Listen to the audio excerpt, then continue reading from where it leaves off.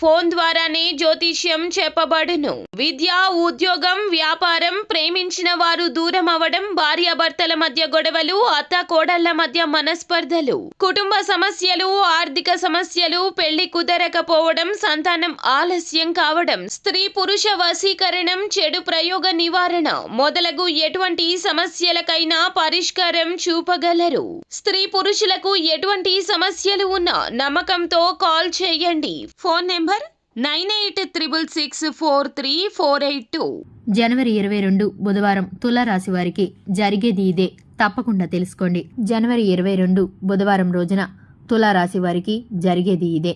ముఖ్యంగా వీరికి మధ్యాహ్నం 12 గంటల తర్వాత జరిగేది ఇదే. అయితే తులారాశి వారికి మధ్యాహ్నం 12 గంటల తర్వాత ఏం జరగబోతుందో తెలుసుకుందాం. అంతకంటే ముందు ఈ రాశివారు ఎవరైనా ఉన్నట్టే గనక ఈ వీడియోని తప్పకుండా మీ ఫ్రెండ్స్ అండ్ ఫ్యామిలీ మెంబర్స్కి షేర్ చేయండి.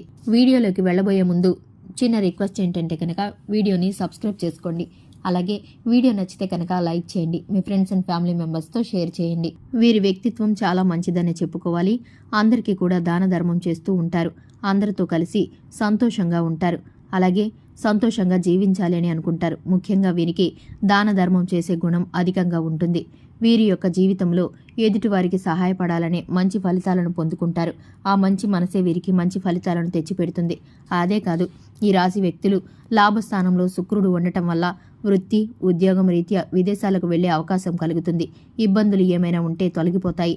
అంతేకాదు, విదేశీ సంపాదన అనుభవించే యోగం ఉంది. నిరుద్యోగులకు, ఉద్యోగులకు విదేశీ ఆఫర్లు రావడం జరుగుతుంది.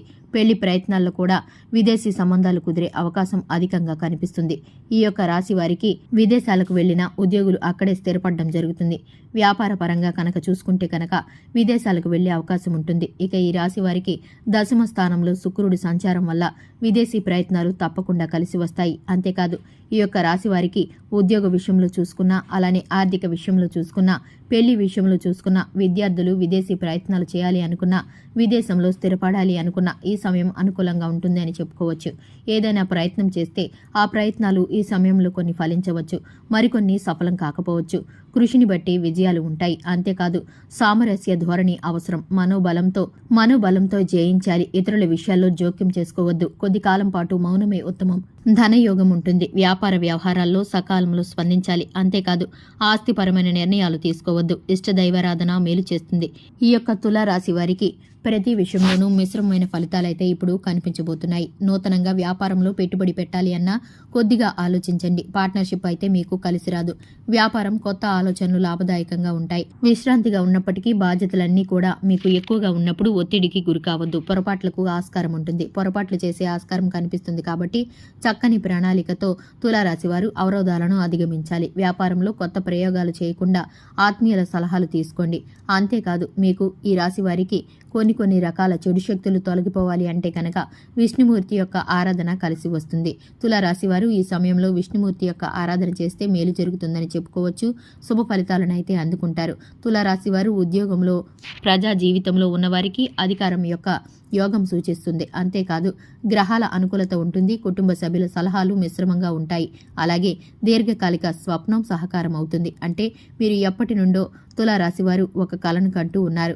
ఆ కళ అనేది ఇప్పుడు నిజం కాబోతుంది. మీకు కళలు సహకారం కావాలి అంటే వెంకటేశ్వర స్వామి వారిని పూజించండి, ధ్యానించండి.